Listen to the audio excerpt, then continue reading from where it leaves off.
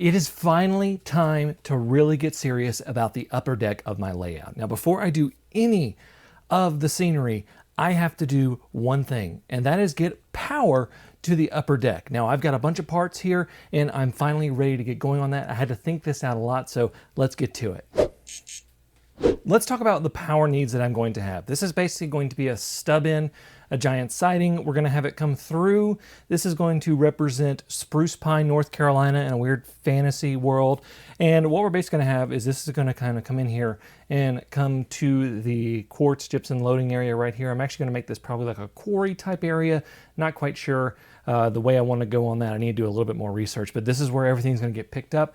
And we have a single track all the way over here, but this is where the business end of everything is. And we have basically a giant passing siding that goes through Spruce Pine and then ends up here so that you can do some switching, and we have two sidings, and that's what you're going to switch back and forth. Now, Kato Unitrack feeders are blue and white wires, and I've got a bunch of packs of these right here. But the thing is that when you do T-track wiring, the way you have to typically wire it according to standards is you do the blue wire, then a white wire on the outside track, then white wire, blue wire on the inside track. Now, my layout is somewhat bespoke, and I have modules that aren't to standard. I never intend for any of these to be connected up into a standard T-track setup. I'm going to build separate modules for me to take different places. But for this, my standard is blue, white, blue, white. That is how I wire things up. So we're going to start getting these connected up, and I'm going to give you a quick demonstration of what I need based on the track plan for all of the T-track modules. Let's get wiring. Now, for this particular section, I am not going to have any power in the Spruce Pine area. The power is going to come from this module. So the reason for that is that I have easy access to the holes for the wiring on this module versus this module has none. And I'm also making this is not a standard, this is an inside corner module, and this is not typically how it's set up. This is the most bespoke module that I have on this setup. So we're going to go ahead and wire this up right here. You can already see one of the holes right here. We're going to run the wires right here on that. Now let's go ahead and detach the track.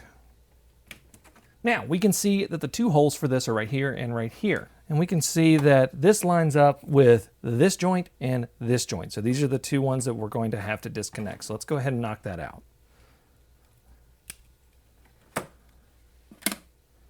Now the nice thing about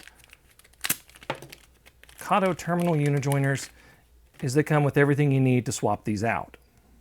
Right here, you get the unijoiner, and it's actually soldered onto the bottom, and then you get this little tool, which is actually a track gauge. You have that right there, and it also has this little tool right here, which you can just pop in right there, and it'll disconnect. Let me show you how that works. So this is our number 4 turnout right here, and you go ahead and you push that in there, and then you pop it in, and then it'll just pop that right out. We then know that this direction is to the outer part of the layout right here versus the inside. So we're going to go ahead and connect our white to the inside and our blue to the outside right there, and we're good to go. This was actually a mistake in how I was supposed to wire, and I'll explain that in a bit. The next thing we need to do is we need to take the unijoiner off of the curve that gets it back aligned, and then we can reconnect it right here. And voila, we're wired. We can then go ahead and stick that down in there. That should be big enough. These are Tamiya connectors, by the way. If you're ever looking to connect them to other ones, there are some generic ones that you can buy, and I've done a video on that.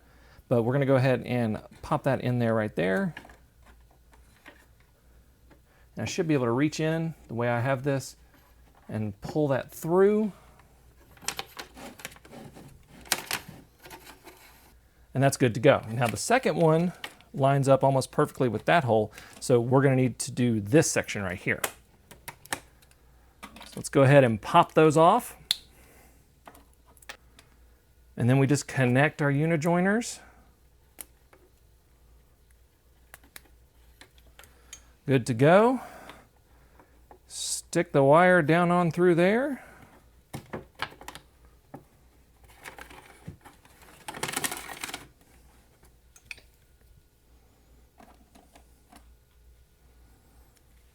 And then we can connect that back.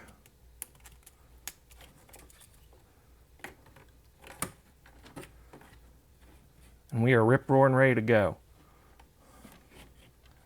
I'm not going to glue that down just yet because I need to take some of the tape off, but that section's wired.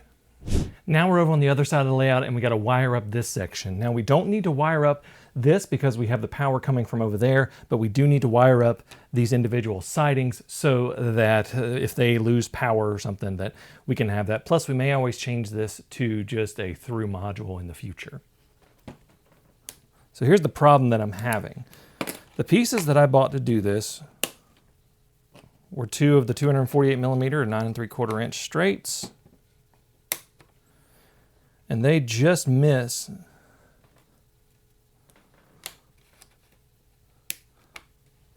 the spot we need to do. So, to make it as close as possible, we're going to do right here.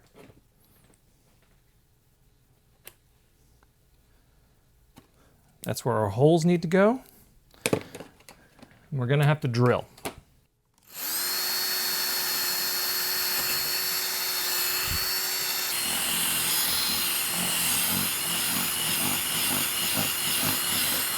Those holes are a little bit smaller than the other ones. So we're probably going to have to thread upwards. So let's go ahead and knock that out. Yeah, too big for that. So we're just going to come up underneath and push one up at a time.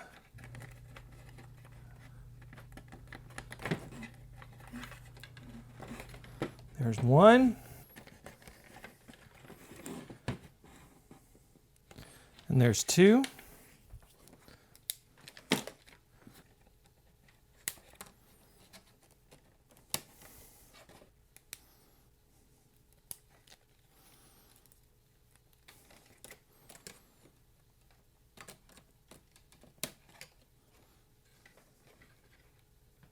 And there we go. Okay, so after this, it was getting way too hot in the garage to do this without the air conditioner, so I could talk through the narration. But what I'm going to do now is this is basically where all my different feeder wires hook up. So I need to hook up to the one that I left available here so that I can wire up into the layout. Now what I've done is basically remove the backdrop that I had right there on that module, and I'm getting ready to put this splitter from Kato on there so that I can run all of the wires where they need to go. And I have 2 of these splitters in order to do this.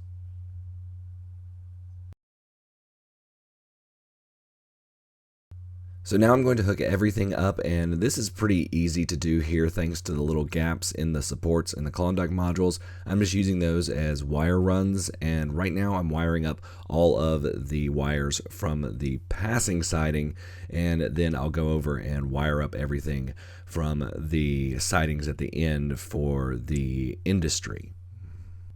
Now I have to wire up the sidings at the industry, so I'm going to use this little gap right here, another great feature of a Klondike module, and I'm going to run everything through there, and you can see it pop out right there. And then all I have to do is connect those wires up, and we should be good to go. However, I am going to get to that issue that I ran into here in just a bit.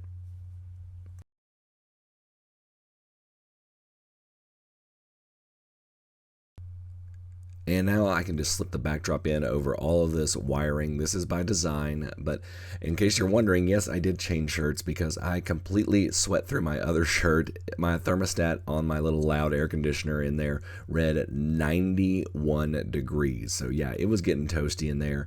And yeah, this is why I don't do as much layout work in the summer.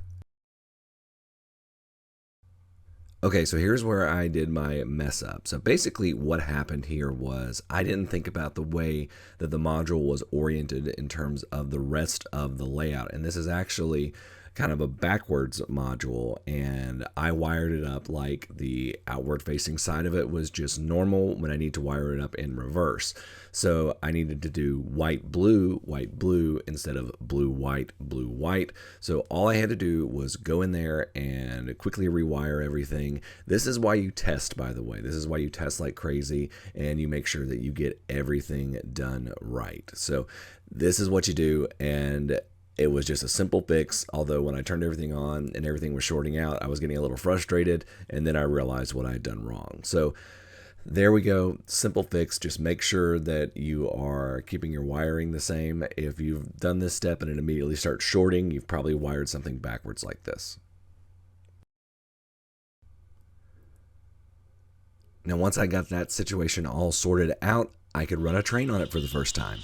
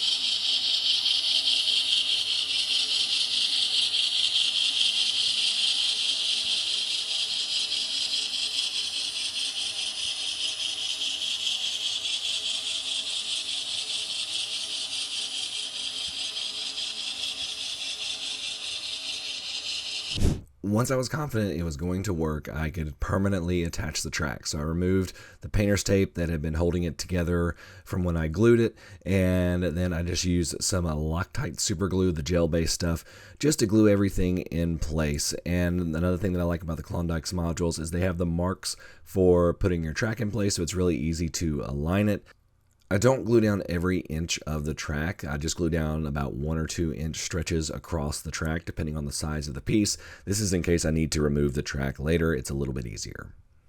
This was a big step for this railroad because now we are getting ready to start scenery. There's a few things I have left to do, including getting the rest of the track, including the bridge, ready to go. But once we've done that, we're going to start scenery. So this is going to be a lot of fun. Thank you all so much for watching. Until next time, I'm Jimmy from the DIY and Digital. Stay safe, be kind, and happy railroading.